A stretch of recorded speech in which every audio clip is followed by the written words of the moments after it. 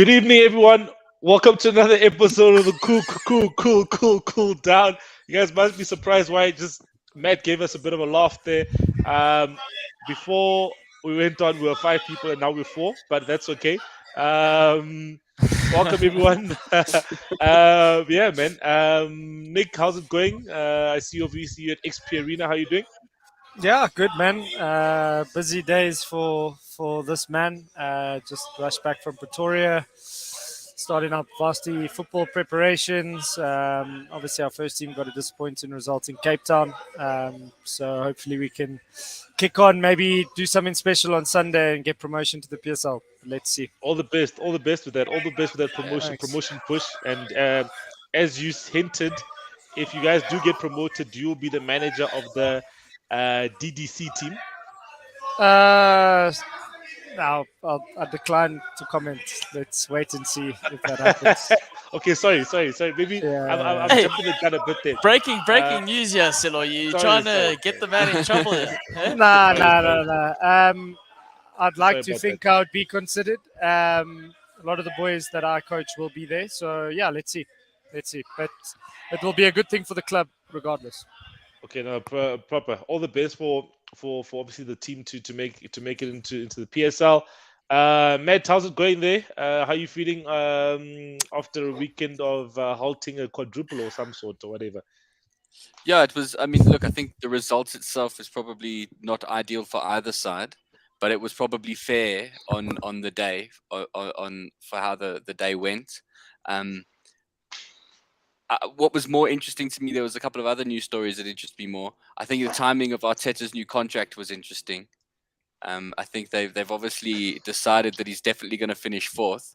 Will be super interesting to see what happens if they end up not finishing 4th, having just given him that bumper new contract. Yeah, Wonga, we're not going to talk about 3rd. Let's not be silly now. This is people come here for informed opinion and insight, and you're just guessing at stuff now. But yeah, not a bad weekend, really. Not a bad weekend at all. Okay, no, proper. How's Wonga? How's it going there since you just came in laughing and stuff, and you didn't even, you went off, and then you're back on.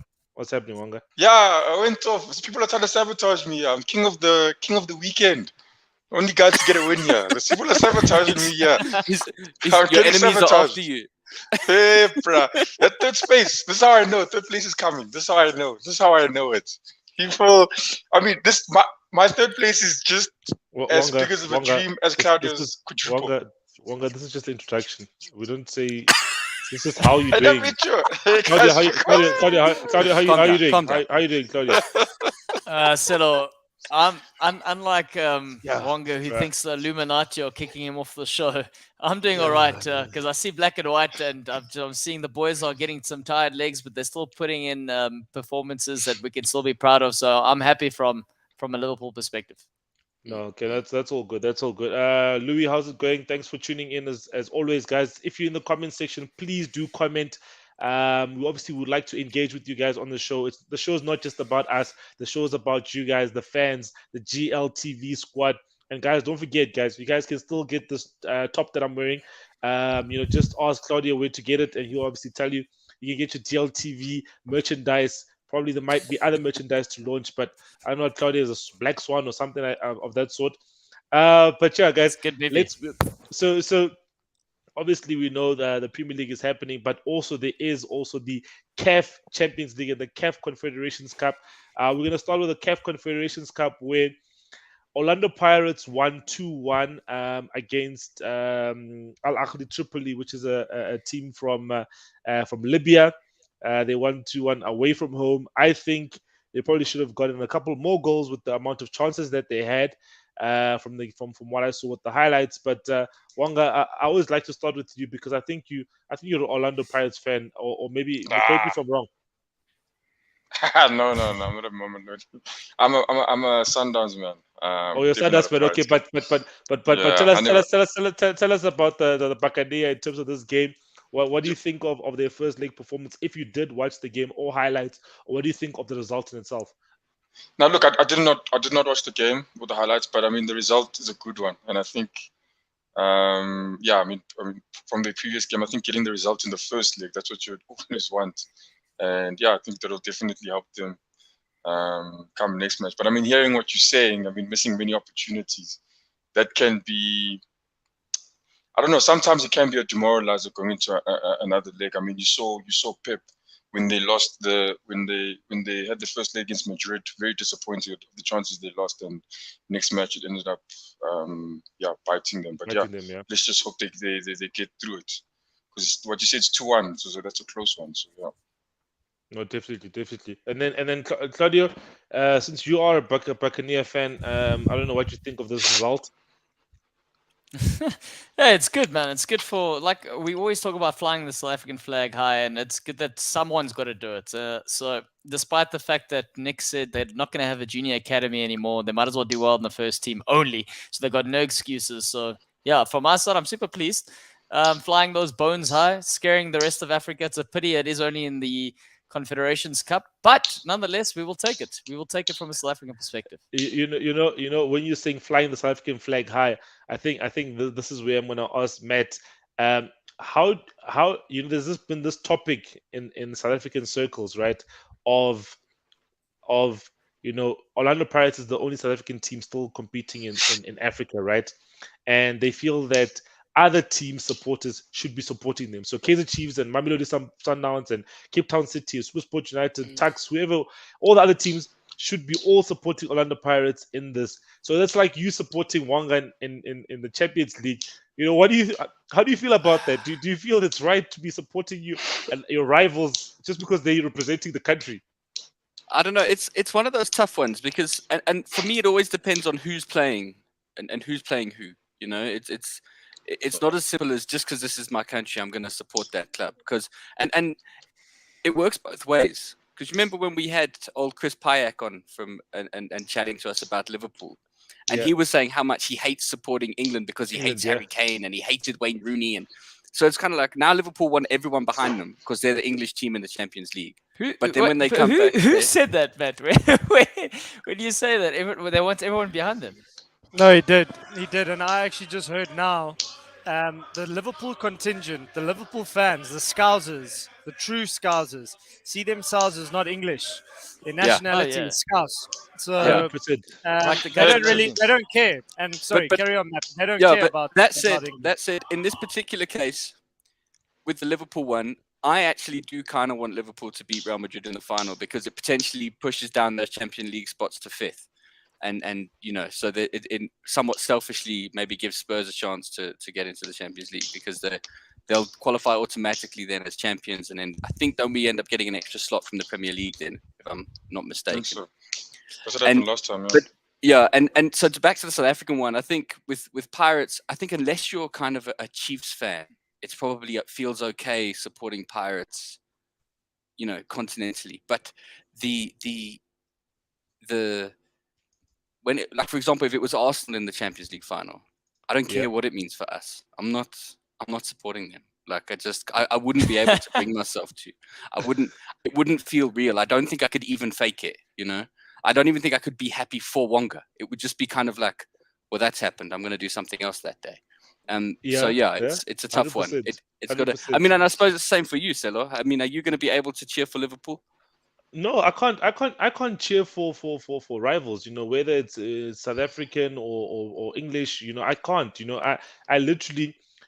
I'm happy that Real Madrid is in the final because I would have hated watching Man City and Liverpool in the final because I would have watched that game like okay, what's happening? I would have just watched it as a football fan, but not actually supporting any one side. I would just watch that game and both sides. I don't like it. I mean, Man City's first title, and then obviously Liverpool extending obviously their successes as the most successful English team in Europe. I would have hated it. So similarly now, I can't support Orlando Pirates in Africa and say, hey, all the best Orlando Pirates. You flying the South African flag high. Fuck that bullshit. Kaizer Chiefs was in the CAF Champions League final last season against Al Ahly, and no one was supporting us when we were playing against Al Ahly. You know what I mean? So, Nick, what do you think around this whole thing of you should support the team that's from your I guess your country or the Yeah, I personally I'm for it. I've always said, like, I've supported English teams, especially in the latter stages of European competition. But Yeah. I think it's very fickle when it comes to South African supporters, because we support our team when we want to support our team. That goes from the national team right down to club level. I think there was a cool tweet the other day from one of the. It's actually quite a sad tweet from one of the journalists at the FNB Stadium. You know, we cried for fans to be back in stadiums, and FNB can't even put 2,000 people in the stadium. So I think there's a deeper problem within South African football. I think if you had to take it to sort of more of an English level, you know, it is tribal, if you want to call it that, between your Liverpools, your Man Uniteds, and the rest. But I don't know. I'll be rooting for Liverpool. I don't know if anybody else will. I don't think true Man United fans will be. I would be. I think if there's no true rivalry, Wonga, no one here. So wait, can we all agree except maybe possibly Nick? Nick and Matt. Nick and Matt. Nick and Matt only. If I had to pick one, I'd probably pick Liverpool. You're getting 0 from me and Wonga, Claudio. So Matt, just based on Matt, your comment about if they do win it, they don't get it. They don't get another spot. England don't get another spot. They only allow 4 teams. 2024, they had a meeting. I think it was today about potentially. I don't know if it's confirmed. That they're going to do 2 extra spots for the best performing teams. It's and confirmed. For the last 3 seasons, is it confirmed? Performing countries in the last 3 seasons. So England would have been the best performing team for the last 3 years, and then in that case, 5th place would have been given a spot. So and Netherlands would have also gotten a spot apparently, because obviously I think Ajax's runs and now final game to Conference League, which I think is unfair. And then the other side of things with the CAF Champions League, I think the real South African flag, Silo. The real it was flown here. Yes, where I think in this match we can say the South African flag was flown. Percy Tau scored 2 goals, assisted another goal, and then Pitso Mosimane obviously is the manager for Ahly. They won convincingly against Sétif 4-0, and then Wydad 1-3-1 in Angola. Claudia, did you watch? What am I saying? Did you watch? There was a watch along. On TikTok with Nick, Wonga, and Claudio. Can you just get your thoughts about this, the Ahly game, because that's the game that you guys watched? Look, I think for me, it was if you watch looking at the whole game, summing it up, I think Ahly we're never gonna lose it. There were times they slowed down play, but yes, when they wanted the goals, you could see it, and there's nothing that the Wydad could do. It was like an onslaught when they came at them. And big ups to Percy Tau, the 2 assists, 2 assists and 1 goal. Like Claudio said, I think this is truly flying the African flag. He did very well. But I mean, the team itself, I think, they were just way too strong for Wydad. I don't even see what's going to happen. I don't know what's going to happen. Well, I mean, I don't think Wydad are going to. No, Sétif, Wonga. Sétif. Wydad won the other one. Wydad won the other game, man. Sétif. Come on, Wonga. Come on. We will not watch. What game were you watching? Claudio, can you please tell us some what do you think about the game? Because it seems like Wonga was watching the wrong game. No, it's crazy because he was watching the game with us. So I don't know what glasses or he needs glasses. We must check those eyes. You guys mustn't use these illegal streams. You got to watch the legit channel, guys. Yeah, look, we can't actually confirm he was watching the same game we were watching. We can't confirm that, but he was on the other end having the same conversation. I do think it was incredibly one-sided. It was crazy that from the onset, Ahly were dominant, and then ES Sétif got a man sent off, and it literally looked like a routine warm-up game for them. That's how convincing that victory was. And in the end, 4-0 actually flatters ES Sétif, to be honest. I think when we saw the manager's face at halftime, he looked completely distressed. And we still commented on that. We still said, how does a manager go into halftime with a face looking like that? How's he meant to motivate his players? And he didn't really. So it was them hanging on. And I think the tire's gone far beyond them now. And I think it's safe to say that Pitso's got a comfortable rotation coming for the second leg, and they've got more than 1 foot in the door for the final. They've possibly got both feet and as well as kit. I think the only thing they need to put on is sweatbands, because that's the last thing that they need to take with them. They're pretty much there. I don't know if you agree, Claudio, that red card sort of ruined the game from a neutral's perspective. Because if there was any chance, of Ahly Sétif getting back into the game, it was completely, or get anything from the game, it was completely gone with that red card. So I agree with everything that Claudio said. It was so one-sided. It almost became so predictable about what was going to happen, and they could have actually scored more, if we're honest. I don't know if you agree, Claudio. Yeah, no, 100%. I think, man, it's one of those where, red card. It was a fair red card, but yeah, it does spoil it for the neutral perspective. Let's see, obviously, what happens in the second legs in both matches. But I think we can actually write it that it will be Wydad versus Ahly in the final. And there's been some controversy that I'll probably just add to the show about where the final is going to be held. The final will be held in Morocco for the second year in a row, and it's a bit dubious in the fact that Senegal was the other country willing to host the final, but Morocco is willing to bear all the costs for the final, whereas Senegal wasn't willing to bear all the costs. So obviously Morocco is strategic. They saw that one of their teams is in the semi-final, and they say, "Hey, listen, we'll put all the money. We'll pay for all the costs strategically now." And then obviously the final is going to be in Morocco, where I think it's a disadvantage to Ahly, where now they're playing basically an away game, where they're going to be playing in Wydad's stadium. Matt, what do you think about that? Because I can see your face is like, what the fuck's going on? What do you think is it normal for the venue to be confirmed so late in the process? I mean, it's African football. They could confirm it the day before the final. just change it up. Just be like, we changed our mind. I don't feel like driving today. We're doing it here. Safa, I know Safa and the South Africans are always lurking in the background.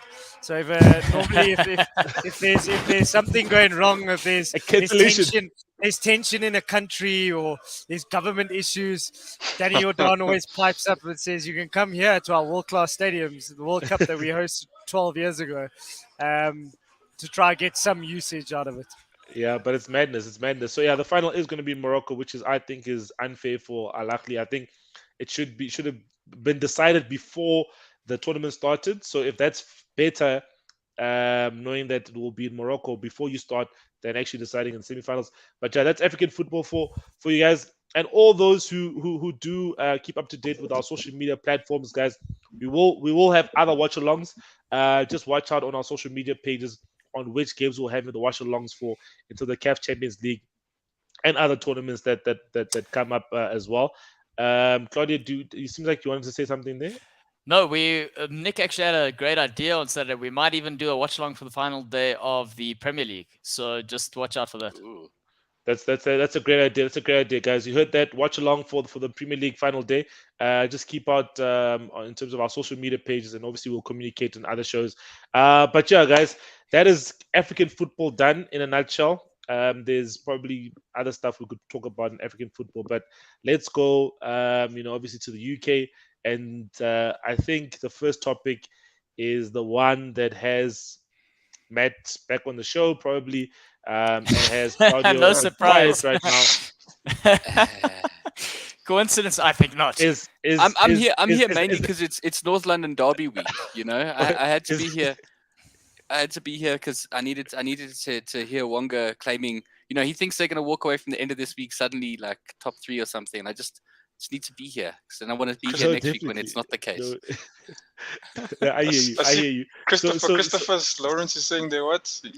No, Christopher, you need to have a bit more confidence. He says, I'm with you, Wonga. Ghana's the 4th and maybe 3rd. Good vibes, okay? And then Sam says, nice one with a wink. And then Pum says, welcome back, Solo Maguire and Mr. Spurs. I don't know who Solo Maguire is. And then Louis says, Wonga Arteta. And then Sam says, Wonga Ramsdale. I think I'll go with Wonga Shaka. Definitely. It's Wonga Shaka. Wonga Shaka, Pums. Wonga you need to Shaka. tell the people that's the real name. Wonga Shaka, guys. That's the real name, guys. Wonga Shaka. But Matt, is this a fair statement? or is this just we're not sure? Look, I think it's the scale is firmly tipped towards City now. City have to basically mess up twice, or just once, because the goal difference should be overturned. Then, as long as if Liverpool, if they lose a game, if City lose one of their games, Liverpool should be able to overturn the goal difference and potentially be first. That's a big ask. So I think it's certainly dented the title challenge in a big way. I think it's gonna. It's probably. I think if City win it, this will be the result that Liverpool look back and say that's where we lost touch with them. Which, to what Claudio was saying last week, it's still a fair thing. They've run them again. Last time City won the league, Liverpool took them to the final day or day before, the second last game, whatever it was that season. And I think that's fair. I think City and Liverpool between them have shown the level of consistency. Both of them will be deserved champions. Whichever one of them ends up winning the league will fully deserve it. There's no kind of luck or whatever about it. They've both been amazing. But yeah, the Spurs, I think, went out with a really good game plan on the weekend. And I think, it was weird because if you'd offered any Spurs fan a draw before the game, we would have taken it. But then by the end, it was kind of like, we should have nicked the win there. You really felt like we should have just stolen the win right at the end. But it's, I think, well, I don't know. Claudio, how do you feel as a Liverpool fan? Do you think that's it for the title challenge? I think at the moment, Nick and Wonga saw my face. It wasn't the best. It wasn't my best face, I can tell you that much. But I'm not. I mean, I'm a Liverpool fan for a reason, and as a Liverpool fan, we always, we hope for the best, no matter what the circumstance is. So until that fat lady sings, it's not over.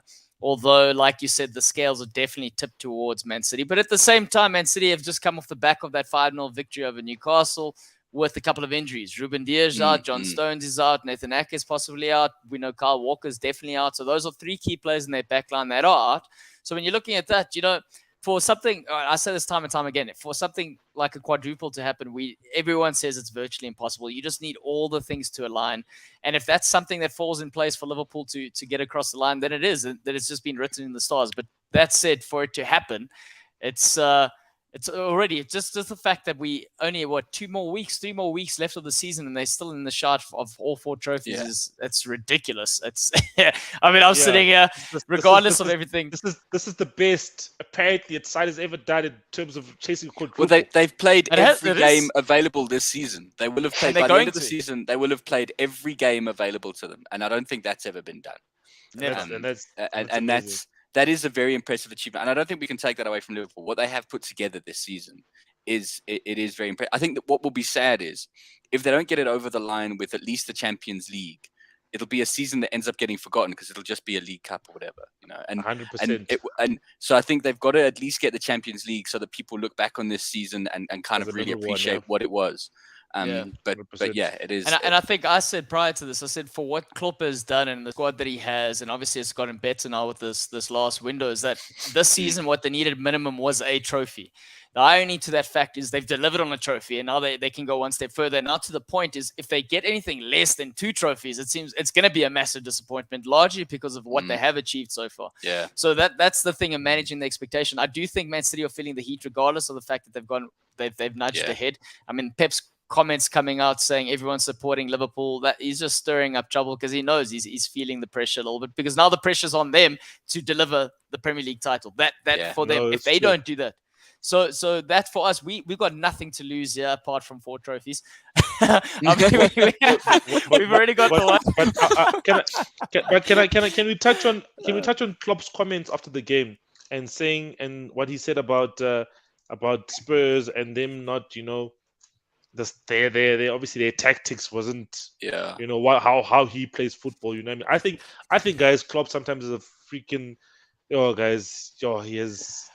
So, why are you sour about those comments? Because he reminds me, and what makes me like him even more is because he reminds me exactly of something what Ferguson would say, and I hated Ferguson for every bit for that, but he did that, and it worked every single time. So when I'm seeing it, I'm like, so this is what it feels like. This is what it feels like. Yeah, Well, now you want to feels say nice. It feels nice when obviously your manager says it when you guys are winning. But I'm here to host the Goalloungetv. So how do you guys feel about that? Well, I thought I'd chip in there because he said it straight after the game, and I saw it like immediately.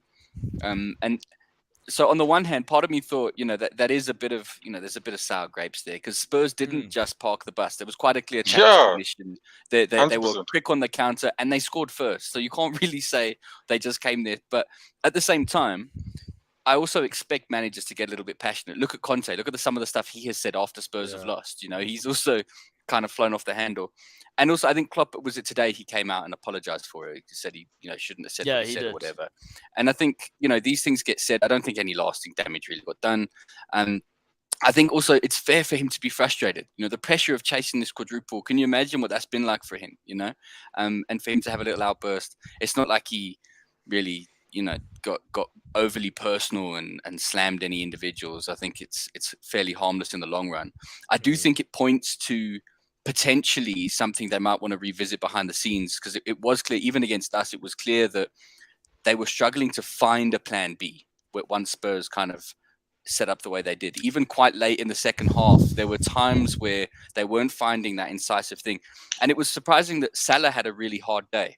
I think Ben Davies in particular had a fantastic game against Salah, really kind of must have spent weeks studying his style because he seemed to know when Salah was going to turn before he did. And I think that's still where Liverpool are struggling when they don't have somebody else. And when Jota came on, I was worried. I must say, I thought he could really change things up. But again, he seemed to struggle to find space. Obviously, Spurs were being very compact. And I just think that it's games like that where Liverpool do show a slight weakness. But again, on balance over the course of the whole season, it's not really that bad. Look where they are. Look what they've done. And I mean, also, taking consideration that you're not just playing a Burnley who's sitting deep. You're playing a Conte side sitting deep who's had the whole week to prepare. And Liverpool have been playing a game every 3 days. So there's a bit of fatigue. And also in the game that we're looking at in particular, it's the most most crosses they've put into a game, I think, all season. So it also shows that they were running out of ideas, but that also it is one of the days where the fullbacks weren't at their best. And normally that's also the difference. Are the fullbacks whipping in those crosses? So they weren't that great. So it's you throw all these things in together. But I also like what Mpepanduku, I like that last name. I just had to say the last name. His name is Mason Wabe. Mpepanduku said. Mason Wabe. How do you pronounce it? Maswanwabe. Well, thank you. Maswanwabe. Don't say Mason, please. Maswanwabe. I saw Mason because of obviously I'm talking Spurs here. Maswanwabe. But this is not Matt Mason's show, but yeah. I think no, but wait. I just wanted to round off from the point though. But Pum's saying no more trophy. Louis Murray saying no more trophy. And then just the last point, I just want to talk about this whole Spurs sort of thing. And I know Klopp said the comments, but with Mourinho, everyone criticized that he was negative and pragmatic and. But Conte does it and everyone lauds him as this genius. So explain that to me. So I will. So the difference is I watched a lot of Mourinho games and I obviously watched this Conte game.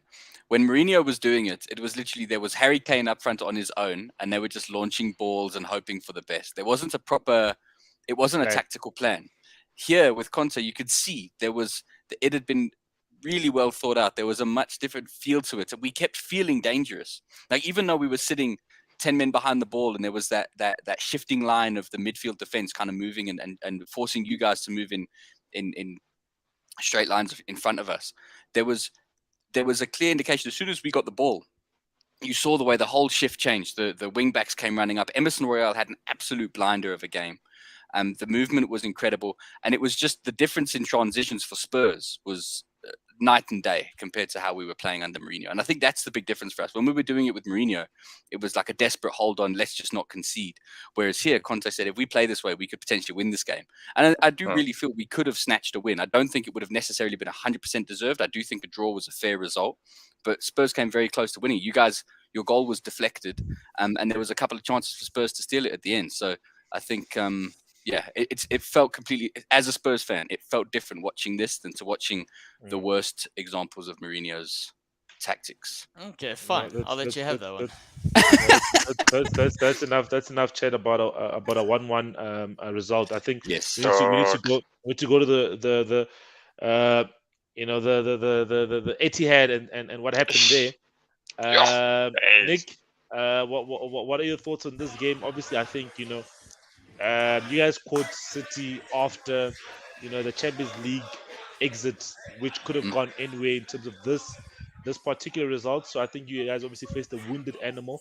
What were your thoughts on this game, just from a Newcastle perspective, and also just to think about Man City, since we have no one who supports that club in South Africa? Sorry, Louis. Well, I would say it's always good to see the Oil Classico play out, even though it's a little bit one-sided at the moment. I might add another stat there to Matt. Liverpool has played every single game, or will play every single game possible.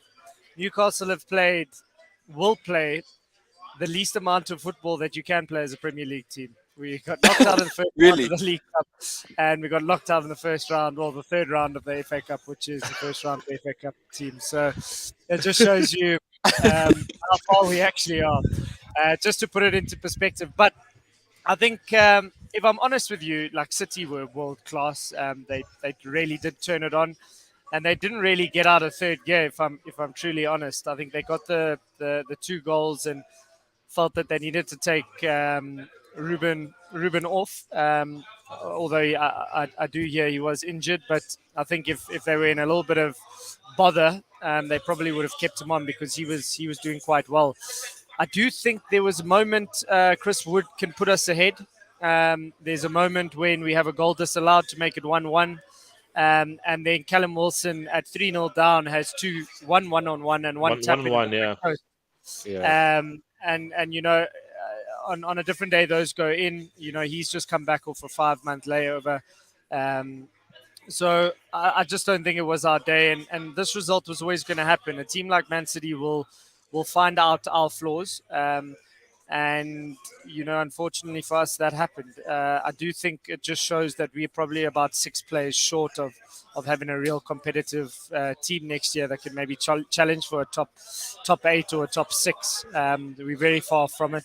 We don't have the depth. We get 1 or 2 injuries, and that's that. So, unfortunately for us, we're going to just sort of limp over the line. I think we will have something to say in the race, Matt and Wonga, with the top 4.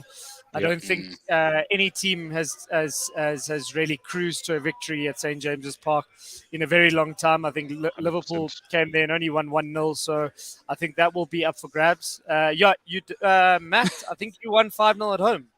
No, it was. I'm sure it was at St. James's Park. We don't lose. No. That was definitely at the White Hart Lane Stadium. But I agree. I agree so much with you. In terms of you, Nick. I think man, you guys were facing a wounded animal, and then City were just up for it in that game. And the half chances that you do get, whereas the half chances that Man City gets, and the Bravka making a mistake. Do you think that's one area that you guys need to reinforce, or to sign someone in goal?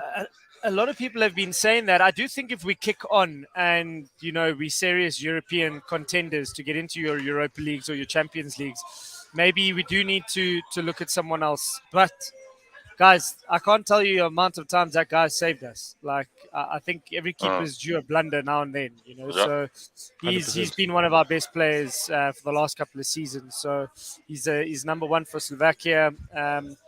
So I don't know. I think if Eddie Howe and the way I see they go into the next window, I think they'll be cautious. I don't think they're going to spend ridiculous amounts of money. I think they will spend a lot of money, but they're not going to sign your already sort of proven superstars that are playing in the Champions League. It might be the likes of your striker from Benfica, Darwin. Another fine like Bruno in the French league. Would you sign Dean Henderson from Man United in goals? I would, and I think that's healthy competition for Dubravka, and I think that's a healthy competition for Dean Henderson. I don't think he's going to go anywhere unless he's guaranteed first team football. But I do think we have other issues more so than an actual goalkeeper, if I'm honest with you. I think we need to sign probably 2 strikers. We probably need another midfielder. We need probably another 2 centre halves. So we got to bolster that spine to give Bruno and the rest of the probably more standout players a chance. You look at the same Maximum against a Man City. He's got 0 chance. He's got no chance because he's not going to get the ball. He's not a player who's going to defend for you. He was at fault for one of the goals, but he's the sort of player that you shouldn't be looking at his defensive attributes, and you should be looking at what he can do when you get given the service. Yeah. So I do think we are short of a couple of players, but I don't see many teams in that sort of middle belt of the Premier League much better than us. I think everyone's quite equal in that sense, and I think the checkbook in the summer is going to count. And the manager that spends not the most, but I think the best will more than likely get the best out of the squad and the club that he has. So yeah, exciting times for us. I think we just excited for the summer. 3 games to go with no real pressure. Just on City, I think they just show why they are potentially going to be the champions of England. Wounded animal, exactly that. And anyone they bring on, they brought on a young centre half, and he made a through ball. I think he was in the build up for one of the goals. He was only on for like 3 minutes. So they've got a lot of depth, and yeah, good luck to them. I would like Liverpool to win the league, and I would like to think there is a slip up waiting. But if they play like Nick, they played don't say that too loud. Pep Guardiola is going to say everyone's supporting Liverpool. Yeah, I think, guys, I think for me, it's not necessarily because I like Liverpool more so than I do City. I think it's equal in terms of how I feel about them. But the chances of seeing a quadruple in our lifetime are very slim. And this is probably the closest we'll get. So we don't want to see it. We don't want to see it. I don't want to see it. It will be the first team to do it before Newcastle do it. So they might as well let someone start, Selo, I don't know what your reason is, but Wonga doesn't want it to happen because on our show on the weekend, an Arsenal fan literally said, if Liverpool do this, it will overshadow what they did with the unbeaten season. An Arsenal fan agreed and said that. That's fair. But can I bring in? Nick touched on something there in terms of City's depth is obviously immense, right? And with the news today that they made a signing, they have signed Erling Haaland today. That obviously bolsters their number 9 ranks, where I think it has just been Gabriel Jesus, and Gabriel Jesus has only picked up form in the second half of the season, right? He's been obviously on form and hitting the goals, but now they've signed one of the best young strikers in the world. Wonga, what do you think this does for City? Does this make City already favorites for next season, or does this help City get the Champions League that they so desire? Yeah, look, I mean, I'd also go as far as to saying he's one of the best strikers in the world, never mind his age. Definitely gonna help them. I think he can probably fit into any team. The way he plays, and looking at a Man City, the service they're going to be giving him, the work rate he has. I mean, he's got 62 in what I think 66 they say. It's ridiculous. He's 21. He's 21. It's literally hitting Ronaldo, Messi numbers. I mean, and even Mbappe's somewhere around there as well. Also, they're hitting ridiculous numbers. But now he's going to come to a City. They're already scoring over 80 goals in a year. Now it's probably going to just add to it. I mean, he's doing this at Dortmund, Borussia. Not to say that they're a pub team, but the numbers are nowhere near City's numbers. It's going to be ridiculous. And I say definitely City are going to sign a couple of new players come the next transfer window. Haaland won't be the only buy they have. And yeah, I think next year, if Pep is also there as well, late. You can just look at second, third, and fourth. No, definitely. I think it's a great signing for them. Yeah, obviously being on the other side of Manchester, yeah, it's not looking good in terms of that. It just seems like it's a continuous putting in a piece of the puzzle that they require, but also let's see how he can adjust to the Premier League and adjust to the side in itself. Obviously, I think some players take some time to adjust to Pep's methods. Zlatan Ibrahimovic took a bit of time to adjust to him at Barca, and obviously it wasn't really as successful as he probably would have liked. And now moving to the other side of the table, Everton just keeping on, guys. Everton getting another victory, 3 points against the Leicester. That is probably like season's already over. There's probably thinking about being on a beach somewhere in a nice summery place. Let me come to you, Matt. What do you think of Everton's resurgence? Obviously, they've gotten now 2 wins on the trot. Yeah, it's a great turnaround of form for them. I think a lot of people have written them off. I think that they've still got to do the job. There's still a bit to do. Leeds, I think, are now probably looking the most at risk as of today, just because Leeds had a complete first half collapse against Arsenal, and it surprised me, to be honest. I thought, in the second half, Arsenal kind of almost wet the bed because then they suddenly let Leeds back into the game for no reason, and I think that Leeds will probably end up kicking themselves for not at least getting a point out of that game come the end, because I think they probably needed that. But Everton, they've given themselves every chance. Not easy, obviously, at this stage, because they've still got to play. They've got to play. They're still playing Brentford, I think, is one of theirs, if I'm not mistaken, and Brighton. And I think those are going to be tough games. Although by then those teams might have their sandals on, so they could end up pulling this off. I think it would be one of the better escapes we've seen in recent years. But been fairly impressed. And I think also Lampard, in fairness to Lampard, he's proved a couple of the doubters wrong, because he's pulled out some decent results and decent performances when people had already kind of written them off. So fair play to him. I think he has figured out how to get the best out of the side. But I do think they're going to have a serious rethink in the summer. I think they need a bit of investment.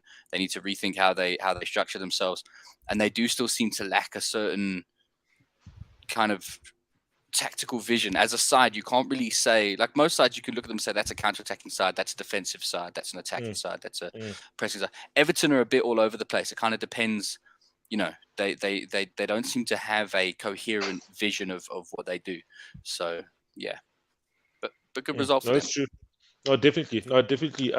Nick, what do you think of this? I think it's important to note, guys, also that Leicester have been very poor over the last rubbish 3 months. So I do think, in terms of the results, Everton need results right now. So it doesn't matter who they come from. But I think Brendan Rodgers has his own problems there. And I think the so-called rebuild that he's going to start couldn't come sooner for him, if I'm honest with you. They sort of went out to obviously Jose Mourinho's Roma, where that would have sort of been nice, yeah. Probably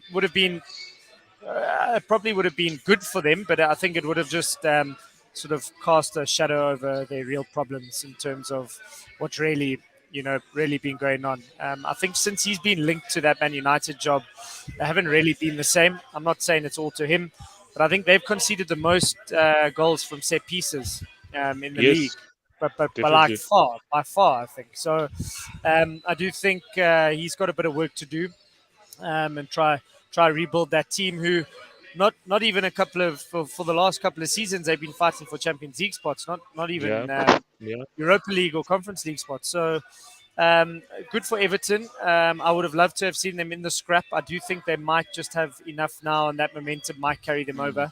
And I agree with Matt. I think Bielsa's way of playing, and I spoke a lot about it in the past, is going to ultimately be their detriment because of all the goals they conceded. They've conceded so many goals, and I don't see how they pull themselves out of this. But you never know. I think there's a couple of twists and turns until the final day, and let's see what happens. Definitely. There's a lot. There's still a couple of games. Obviously, there's midweek fixtures, and then a couple more rounds to go. And so let's see what happens. But I think on the issue of Leeds, they played against Arsenal and they lost 2-1. So before I go to you, Wonga, just Claudio, your thoughts on just Leeds as a side in terms of the relegation battle. Obviously, yeah, we know Leeds is on 34 points, and then Burnley is also on 34 points. But the goal difference is 18 goals difference between Burnley and Leeds. That is where Sean Dyche legacy helps Burnley, and then the Bielsa legacy hurts Leeds in terms of the goal difference. And Wait, then Everton's the swing from Burnley to Leeds is an 18 goal difference. 18 goal difference. It's minus 17 for Burnley, minus 35 for Leeds. So that's the legacy of Dyche versus Bielsa. And then Everton is on 35 points with a minus 19. So they're quite similar to Burnley. Claudio, what do you think in terms of Leeds prospects going into the final games of the season? Obviously, they're playing at Chelsea in midweek. I mean, look, first I would like to start off saying I definitely did not know more than a Leeds fan. And if Darren was saying before Bielsa got sacked they were going down, then we must have really taken his sort of comments into some serious consideration. Because when you're looking at it now, to that, just if you're just mentioning what you just said about Burnley, obviously they hit a bit of a bounce with the sacking of Sean Dyche. And their goal difference, you're looking at Leeds now with 3 games to go. They haven't won in their last 3. Their next game's against Chelsea. We know Everton now have picked up a couple of wins. Their next game is against the Watford side, who haven't won in 6 games. So the likelihood is that Everton will just win this weekend, grow further. We know Burnley are likely, or they are playing Spurs. So that's the saving grace for Leeds to keep them in the hunt for the next 2 games. So you'd like to say, like, both these sides aren't going to pick up points. But and I mean, also, it's a baptism of fire for Jesse Marsch. He's just come in as an American. His previous experience, obviously, was, from exactly, and not on the same sort of pressure in terms of what the Premier League has to offer. So I do think it's an unfortunate situation for him. I think maybe they've got to look with an eye in terms of the rebuilding, what they can do coming up from the Championship, like the likes of Fulham have done in terms of being a bit of a yo-yo club. But that's what they've got to prepare. We know Norwich like to do that. They come up, they give it a go, and they try and play this expansive type football that Nick says you really shouldn't be playing to survive. And then they go back down and they come back up again. So I think Leeds need to start thinking like that. And also just think with regards to being a yo-yo club, man, I think, geez, it's a pity because Leeds have that heritage. They've got the support and they just need to find some stability now.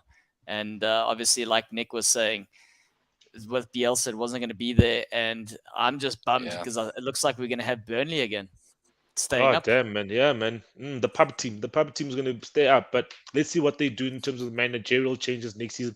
Maybe they'll become a pub team and become a bit of a fancy team, and maybe become a gastro pub. A cocktail. I was going to say a cocktail club. You say gastropub, but I'll say cocktail. I was going to say cocktail. I don't mean gastro, not gastro like the flu. I mean no, I know, yes. I understood it like the flu. I was like, what are you saying? I'm going for cocktail. I'm going for a cocktail club. You know what I mean? But yeah, little cocktail bar. Yeah. Wonga, I think maybe if I should maybe just introduce you and your Arsenal side I think I should just maybe bring up this statement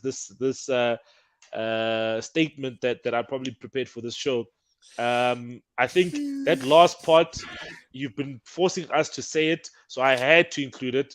Arsenal in pole position for 4th or 3rd because you've been telling me guys are going to finish 3rd.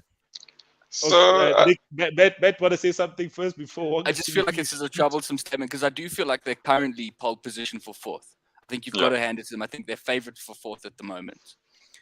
They're definitely not favourites for 3rd. I mean, don't get me wrong. Chelsea have been wetting the bed a bit, but they'd have to really, really screw the pooch to not hold on to 3rd now. Yeah, so it's a 1 point difference. So Wonga, let's see what you have to say in terms of your performance on the weekend. So I mean, look, our performance on the weekend, I think it was good. We got the goals early. It was also pressure applied on them. It was actually unforced errors. And yeah, we got the goals of that. And that sort of, you could see that sort of destabilized them because I think they really wanted to win that game. You could see it from the reaction after those 2 goals. The guys, the tackles ended up being horrible after that. Who was it? They got that red card now. Absolutely. Ayling, yes. Unnecessary. It was by the corner. He could have literally just jockeyed him. But he jumping in the tackle. I mean, as soon as you go check I don't know how it took the ref I mean, the guys in the VAR, I tell you, those guys. I mean, Chivas. I mean, I should apply for a job there. I mean, they're scared to make any decision. That guy was in the air. You can see. Wonga's not afraid. No, but Wonga, the guidance is that you need to tell the ref to go and have a look. But they don't always do it. They don't always do it. Not tell him what to do. Tell him, have a look for yourself. Yeah, but I mean, like, you see, this is I don't want to go into another argument now, but see, this is the problem. The problem with this, or the guy should be able to tell him, you know, you should be able to advise him. I mean, properly. I mean, now he's gone. They've taken a long time to look at that thing. For me, that's a clear decision. I mean, you can't even argue against it, even if the guys upstairs give it to you. But yeah. Nonetheless, I think the way we scored our goals. Hey man, you guys won the game, but you're really complaining about VAR, man. I think but it's an issue. You to help the rebuild of VAR. But yeah, but in terms of your chances for fourth, going into this week and the final 2 weeks, what do you think? Are you guys nailed on fourth and now fighting for third, or is it that you kind of need to win the North London derby and then you guys are fourth? Guaranteed fourth. I think it would. We've put ourselves in a good position. To be honest, we've put ourselves in a good position. The results against Tottenham will determine it. I think a draw or a win. A win guarantees it. A win guarantees it. A win guarantees it, yes.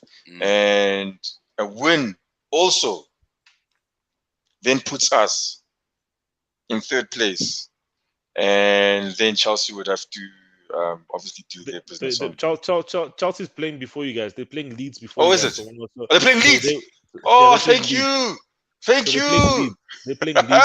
So they would be ahead of you guys before you. I don't know why you're saying thank you, but yeah. Okay.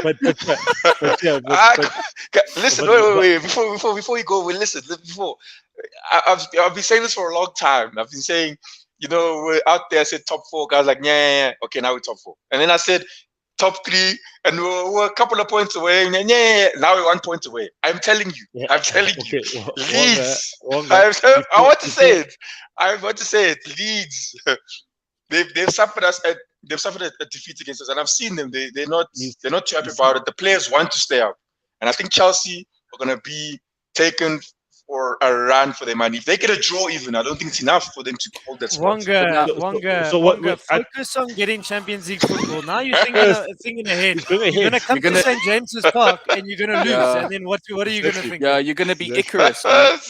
You're flying too close to the sun. And then, he's jumping the gun, guys. I don't know. I'd rather be confident after the North London derby if you goes well for you, not before. That second half that you guys put out against Leeds, if you took that kind of performance to St. James's Park, you will lose the game. And I think that's, for me, again, that was that Arsenal have had that soft underbelly, and we thought for a while it was gone, and then it showed itself again. But we never lost the game. This is what I'm trying to say. You never lost the game. You won. We won the game. That's what I'm trying to say. But yes, we did that despite that. But we won the game. And they got to go back. We won the game. That was the most important thing. We won the game. But Wonga, this is what's helping us now. Let's just briefly chat about the team that you apparently fighting for third with.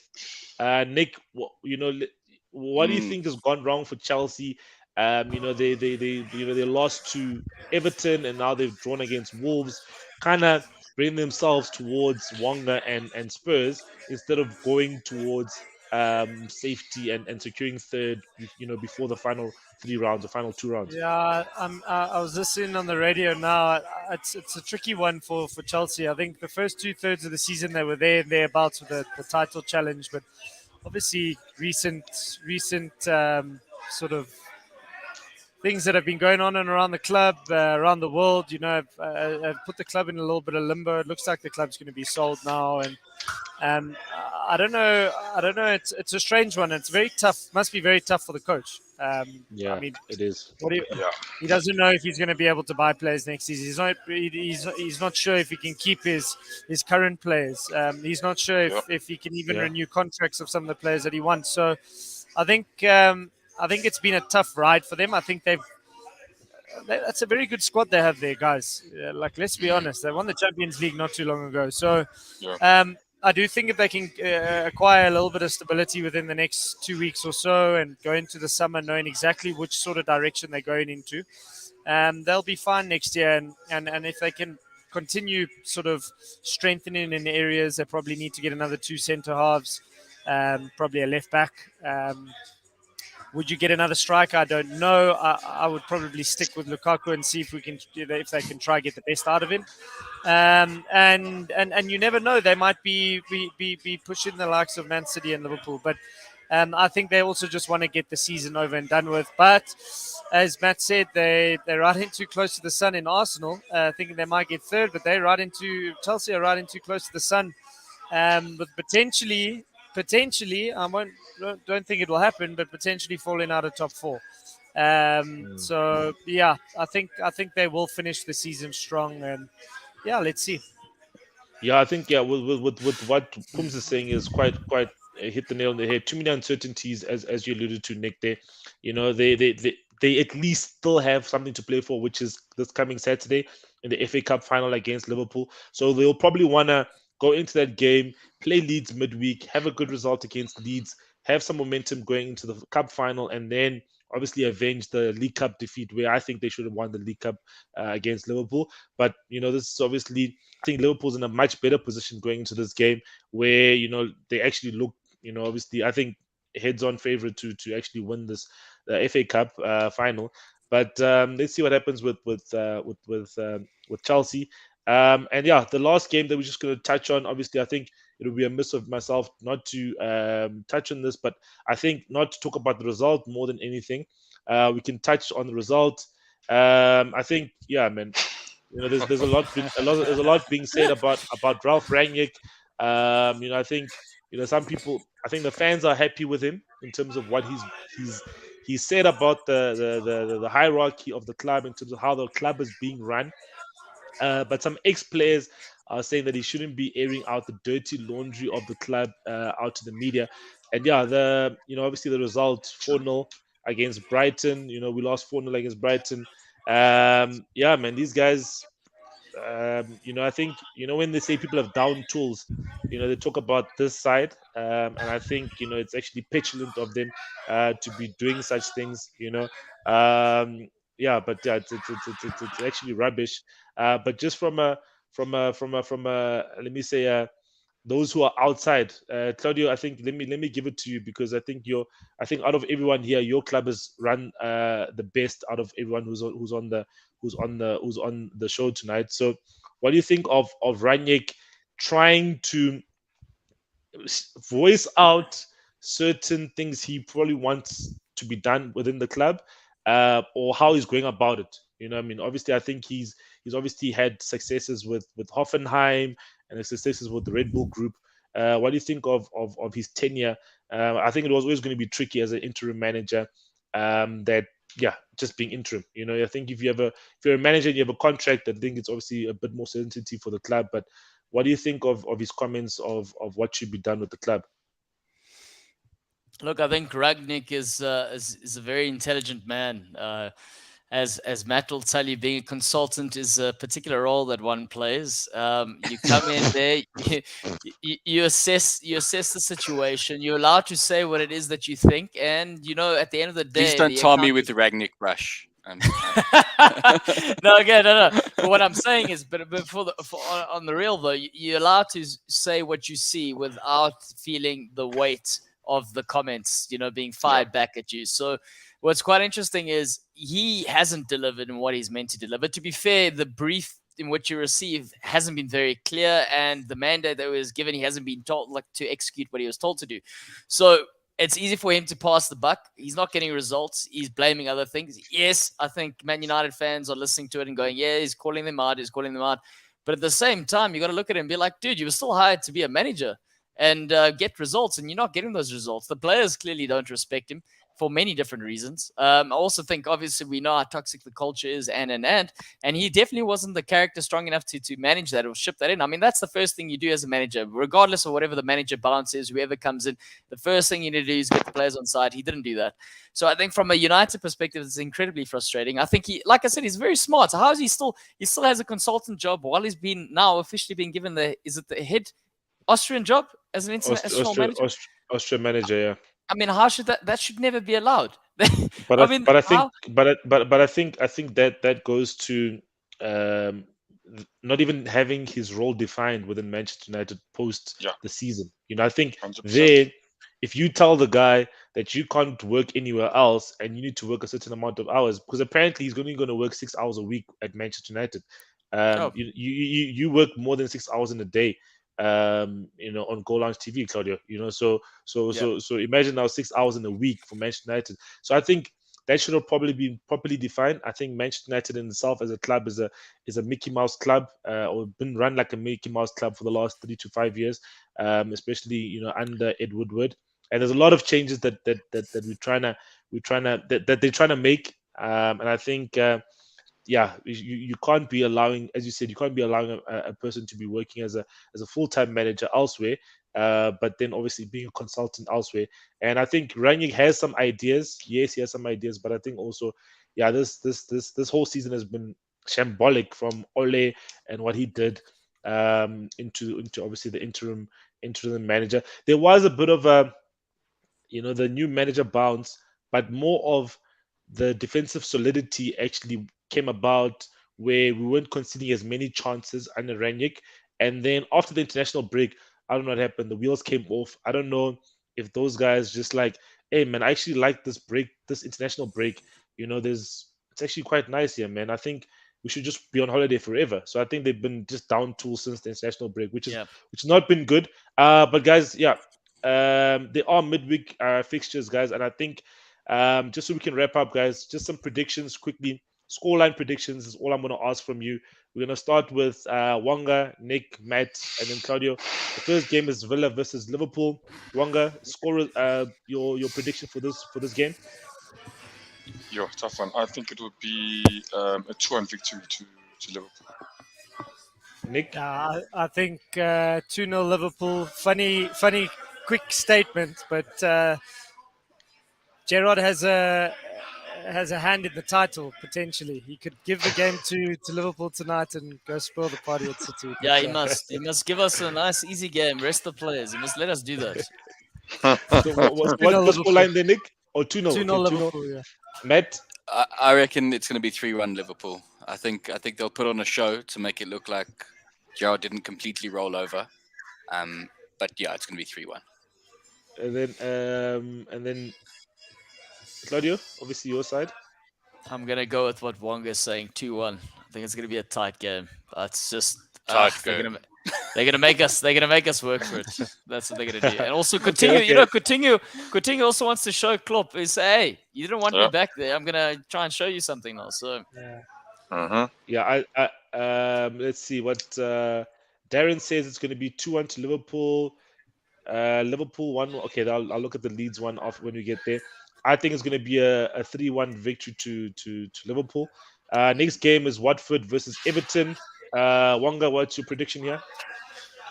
Everton. I think Everton will take this 3-1.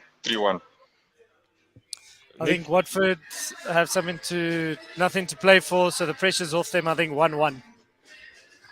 Interesting. Ooh, okay. 1-1. I think it's going to be 2-1 Everton. I think they've still got that. I think they're going to push right to the end. They're going to take it 2-1. Yeah, I think Everton are going to win 1-0. Everton. So you're saying Everton 1-0? Okay. Yep. I actually agree with Nick. I think Watford will probably just want to actually say that we can still play some football. So I think it's going to be a 1-1 as well in this game. Some spanner in the works still in the relegation battle. And then the next game is Leeds versus Chelsea. Wonga. I agree with just don't think with your heart. Think with your head here, please. I agree with Darren. It's 1-1. So Darren says it's a 1-1 result. I agree with Darren. You saying 1-1 as well? Nick, Yeah. what you saying? You want it to be that way, Wonga. No. 3-0 Chelsea. 3-0 Guys, Chelsea. last week I said Man United were going to get ravaged. They did.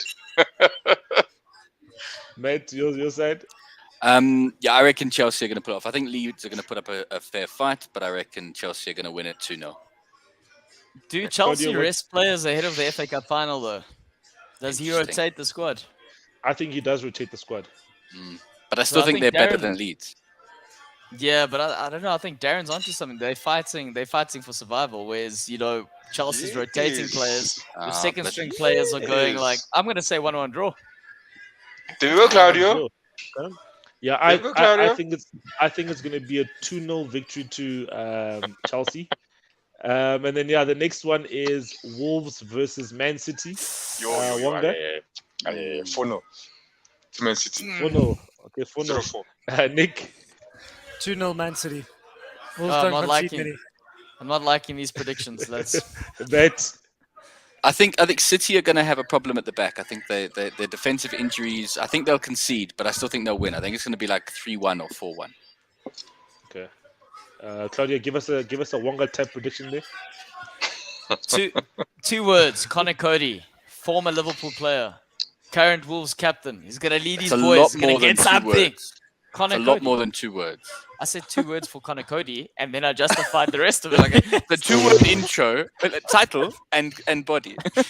Title and body. Wow. Title, heading, subheading, and then body, and then maybe an appendix. References.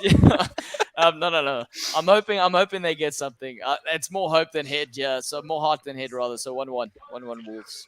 Yeah, I think it's going to be a 2-1 win for Man City. As you said, the defensive frailties or defensive injuries won't help them, but yeah, I think they'll still get the result. This one, it's a Thursday fixture, so we'll probably go into a bit more detail on the game on Thursday, but just for the sake of obviously an early prediction from everyone, the big game of the midweek, the North London derby that Wonga apparently had COVID for, and not you, Wonga, but your players had COVID for. No, there was no COVID. There was no COVID. There was I know, it was one player. Squad. There was a depleted squad, and one of them was a red card. They had a red card suspension. Injuries. But now they're excited. Wonga, tell us the score line here, Wonga. Think with your heart and your not your head. Look, these games, and I like it this way. Mostly high scoring. I would say a 4-3 to Arsenal. Claudio, can you please stop clicking, man? Bro, people they're putting their comments in. I already clicked. 2-1 Spurs to make it interesting. 2-1 Spurs to make it interesting. Sam also agrees 2-1 Spurs. Okay, Darren, if Arsenal win, no, they don't qualify yet. They do. If they win, they've guaranteed 4th. Oh yes, you're actually right. Yeah, you're actually right because it'll be a 7-point gap. It'll be a 7-point gap and can't be overturned. 2 games to you go. are right, big. Darren. Yeah, they win they get into the Champions League. Matt, what's the prediction here? 2-0 Spurs. 2-0 Spurs. Yeah. Claudio? Spurs don't lose. They don't lose. He hasn't lost against the big sides this season. Conte, there's no ways he loses. Very least he gets a draw. But I'm going to go with the Spurs victory 2-1. Yeah, what happened last time we played? And I agree with Nick, Claudio. 2-1 victory to Spurs in this game. That said, I will say he doesn't lose to big teams. So maybe. What happened last time we played Spurs? Yeah, you guys won. But you haven't won. Of the last 10 at White Hart Lane, you guys have lost 7. So I say 2-1. And that's all she wrote, Wonga. Apparently, you guys are losing this game.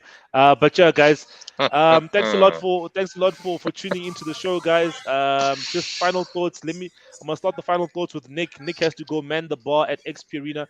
Nick, just tell us what's happening on the 28th of May. Just a little bit, if you can. We're gonna do a Champions League viewing here at the arena. A couple of TVs. Big screens. We're also going to do a Champions League tournament on the day, so all the teams that enter will be allocated a team from the last 16 of the Champions League. Each team is guaranteed 7 games, and the winner takes home 10,000 rand. So You heard it that, will guys. be exciting. So yeah, book your place if you guys want a team. It will be quite a fun-filled day, and Nice. I am sure Goalloungetv will be there. No, definitely. Wonga, final thoughts there? My final thoughts with Arsenal. I think they can do it. Seal it this weekend. Seal it against Spurs, especially with that horrid record that Matt was talking about. There, we must stop that. 7. No. Matt, what's your final thoughts off the back of what Wonga just said? Wonga is incoherent and needs to be stopped. And I think this tiny bit of success has gone to his head. And I think for the good of his sanity, we need to return Arsenal to the mid-table where he's far more comfortable and stable. So Spurs are going to win as a service to you, Wonga. Where it's an intervention. And you're welcome. Claudio, what are your final thoughts? The quadruple dream is still alive. Okay, nice one, guys. But yeah, thanks a lot for everyone who's tuned in to the show tonight, guys. Yeah, remember to like, subscribe, and yeah, all the best to the teams playing midweek fixtures this week, guys. And yeah, if you don't know what to be cool. Be cool. Cheers, guys.